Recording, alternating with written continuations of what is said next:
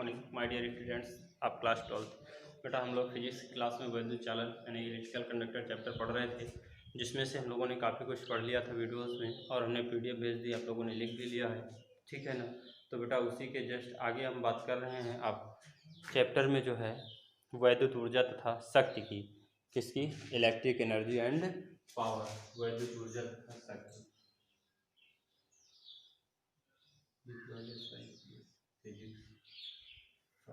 ठीक, क्लास 12। ठीक, तो बात किसकी कर रहे हैं हम, वैद्युत ऊर्जा तथा शक्ति। वैद्युत ऊर्जा तथा शक्ति, अगर इसको इंग्लिश में लिखना चाहो तो इंग्लिश में भी लिख सकते हो, इलेक्ट्रिक एनर्जी एंड पावर। ठीक,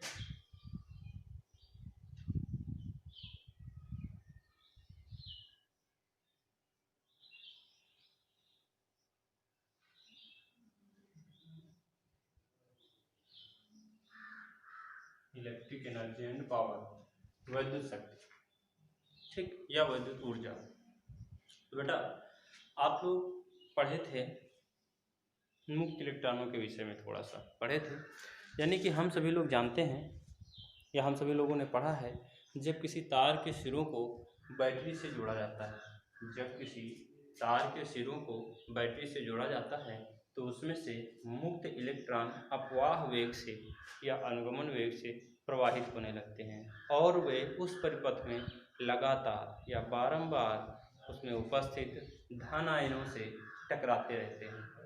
ठीक, तो हम करते क्या हैं, यदि हमें परिपथ में धारा को बनाए रखना है या परिपथ में धारा का प्रवाह लगातार बना रहे, तो इसके लिए हम बैटरी से लगातार परिपथ को ऊर्जा प्रदान करते रहते हैं या ऊर्जा देते रहते हैं। ठीक है, इससे आयनों की ऊष्मीय गति बढ़ जाती है तथा तार का ताप भी बढ़ जाता है।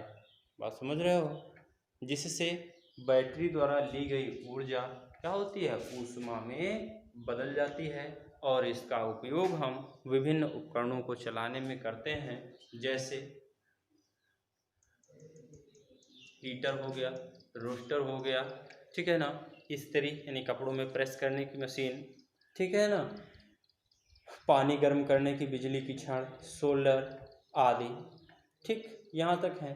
अब मान लो यदि किसी परिपथ में आई एम्पियर की धारा प्रवाहित हो रही है, किसी परिपथ में आई एम्पियर की धारा प्रवाहित हो रही है, ठीक है, और उसी परिपथ के सिरों के बीच का जो वोल्टेज है वो V वोल्ट किया जाए, कितना हो जाए, V वोल्ट हो जाए। ठीक, तथा t सेकेंड का समय हो रहा हो उसी में, तब यहाँ पे लिखेंगे क्या हम, t सेकेंड में तार में बहने वाला आवेश यदि q कूलाम हो, तब यहाँ से एक समीकरण बनती है, आपको मालूम होनी चाहिए, अगर नहीं आप इससे तो ऐसे भी लिख सकते हो, धारा की परिभाषा से, वैद्युत धारा की परिभाषा से, वैद्युत धारा की परिभाषा क्या होती है, I बराबर Q अपान T, यही तो होती है, या Q बराबर IP कर लीजिए।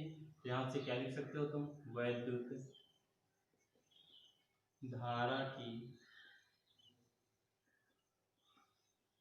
परिभाषा से क्या बन जाएगा, I equal to Q upon T, यानी कि बनेगा Q बराबर IT।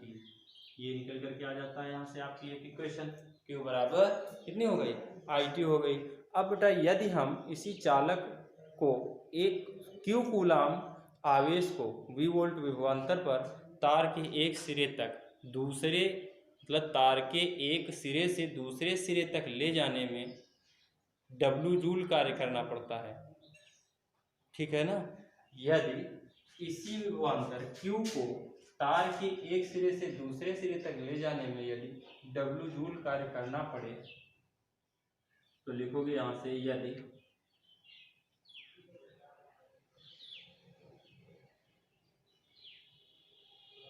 परिपथ के एक सिरे के एक सिरे से Q कूलाम आवेश को दूसरे सिरे तक ले जाने में W कार्य करना पड़े तथा परिपथ के सिरों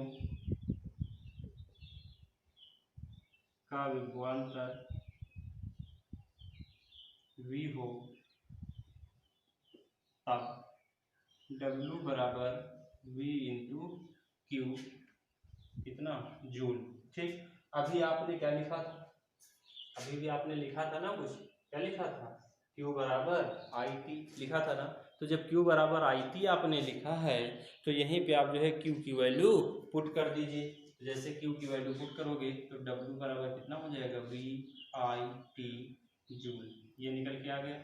इसको आप जो है इक्वेशन फर्स्ट मान लीजिए, ठीक है ना। तो जब आप इसे इक्वेशन फर्स्ट मान लेते हो तो नेक्स्ट स्टेप में यदि तार का प्रतिरोध R ओम हो तब V बराबर IR करते हो आप, लिखोगे यदि परिपथ के तार का प्रतिरोध R ओम है तब V बराबर IR से। ठीक, तो V के स्थान पे हम क्या करेंगे, IR रख लेंगे ना यहाँ पे। तो जैसे रखेंगे तो क्या हो जाएगा, निकल करके यहाँ से W बराबर I स्क्वायर RT। एक तो ये इक्वेशन बन गई, आप इसे समीकरण 2 मान लीजिए, इतने मान लेंगे। अब नेक्स्ट स्टेप में एक इक्वेशन अभी और बनेगी, वो इक्वेशन क्या है, इसकी जस्ट दूसरी इक्वेशन, वो इसको जो है या तो आप बेटा दूसरे तरीके से ऐसे भी लिख सकते हो, जैसे हमने अभी यहाँ पे लिखा था ये V बराबर IR तो W बराबर I स्क्वायर RT आपने कर लिया। यहीं पे अगर हम इसकी वैल्यू निकाल लें, I की वैल्यू निकाल लें, इसकी वैल्यू I की वैल्यू, तो इसको हम अथवा करके इस टाइप से भी लिख सकते हैं। अथवा क्या लिख सकते हैं, W equal to V square बटे R और ये T हो जाएगा, ये स्मॉल T है, V स्क्वायर बाई R और साथ में इसके T भी हो जाएगा जूल। ये समीकरण थर्ड बना दो इसको। ठीक, अब लिखोगे क्या, समीकरण 1 2, या पहले आप ये लिख लीजिए, देखो यदि परिपथ को H कैलोरी ऊष्मा दी जाए, कितनी कैलोरी ऊष्मा दी जाए, H कैलोरी ऊष्मा दी जाती है, ठीक है ना, तब यहाँ से जो कार्य करना पड़ता है वो H बराबर W/4.2 जूल, क्योंकि हम जानते हैं कि 1 कैलोरी ऊष्मा इक्वल टू 4 जूल होता है, ठीक है ना। अतः T सेकेंड में तार में उत्पन्न ऊष्मा, यहाँ से लिखेंगे हम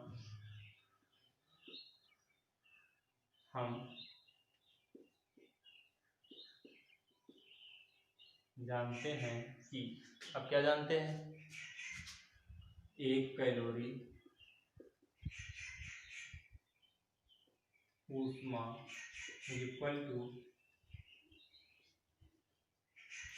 1 जूल कार्य, यानी कि जो 1 कैलोरी ऊष्मा होती है वो 1 जूल कार्य के बराबर होती है। अतः T सेकेंड में तार में उत्पन्न ऊष्मा, अतः T सेकेंड में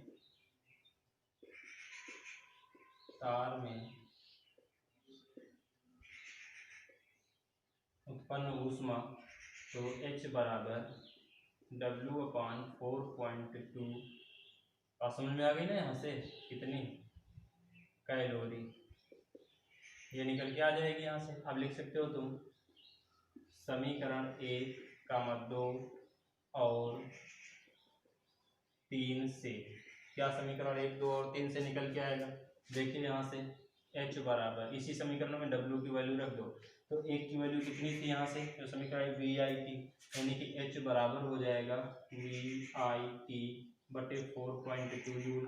दूसरा भी इसी के इक्वल हो जाएगा, वो किसके, I स्क्वायर RT बटे 4.2 हो जाएगा। फिर ये भी H के बराबर होगा, थर्ड वाला कितना हो जाएगा, V स्क्वायर इंटू T बटे में 4.2 और ये आर साथ में रहेगा इसके। ठीक, इतना, यानी इस तरह से जो है हम किसी चालक में प्रवाहित ऊष्मा या ऊर्जा की कैलकुलेशन या गणना कर सकते हैं। ये जो है वो परिपथ में क्षय ऊर्जा निकल करके आ रही है यहाँ से। ठीक है, अब अगर देखा जाए इसी में बेटा वैद्युत शक्ति की बात कर ली जाए तो क्या आपने वैद्युत शक्ति भी लिखा है, तो वैद्युत शक्ति का जो फार्मूला होता है वो होता है P बराबर W अपान T। क्या होता है? P बराबर W अपान T, यानी कि किसी परिपथ में किए गए कार्य की दर जो है क्या कहलाती है? वो शक्ति कहलाती है।